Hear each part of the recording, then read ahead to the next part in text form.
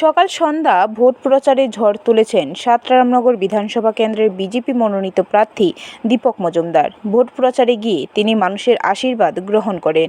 প্রতিদিনের মতো মঙ্গলবারও তিনি রামনগর বিধানসভা কেন্দ্রের অন্তর্গত বিভিন্ন এলাকায় বাড়ি বাড়ি ভোট প্রচারে যান। পরে তিনি সংবাদ মাধ্যমের মুখোমুখি হয়ে জানান, প্রথম থেকে মানুষের সমর্থন পাচ্ছেন তিনি।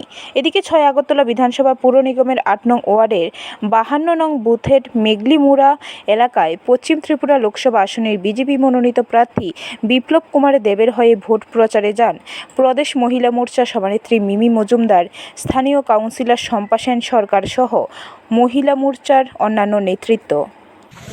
প্রথম দিন থেকে আছে প্রায় শেষ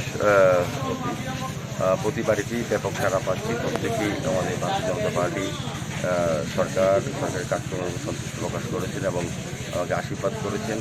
প্রত্যাশা ও বিচার রামনগর এবার একটা রেকর্ড হবে। ব্যুরো রিপোর্ট, খবর ত্রিপুরা।